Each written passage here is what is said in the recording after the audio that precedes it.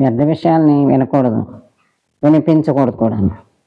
మనం వ్యర్థాన్ని విషయాలు వినిపించుకుంటూ టైంని వృధా చేసుకోకూడదు. మన సంకల్పాలన్నీ మంచి సంకల్పాలుగా ఉన్నప్పుడు మన పనులు కూడా మంచిగానే ఉంటాయి.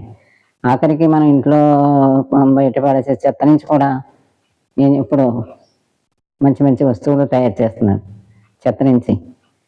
అంతకంటే మన ఆలోచనలు ఇంకా నీచంగా ఉంటున్నాయి.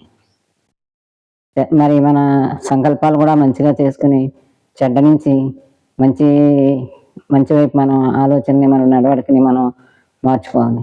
ముందు ఇతరులు కాదు మార్చేది, మనమే మారాలి. మనం మారితే ఇతరులు మారినట్టే.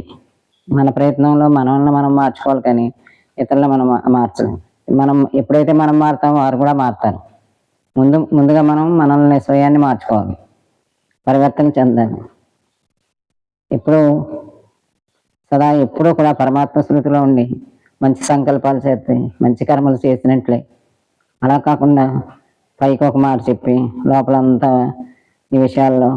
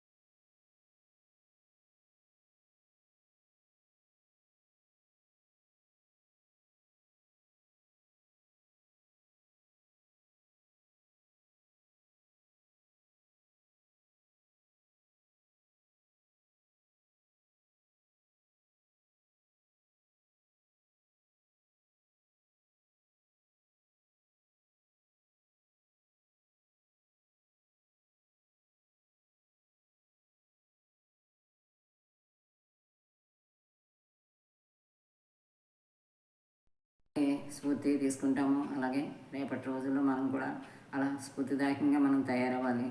మంచిని పెంచుకోవాలి, అహంకారాన్ని పెంచుకోకూడదు. అహంకారాన్ని తుంచేసుకోవాలి. ఒక చెడ్డ గుణానికి అనేక చెడ్డ గుణాలు వస్తాయి. ఒక మంచి గుణానికి మనం చోటిస్తే అనేక మంచి మనలో ప్రవేశిస్తాయి.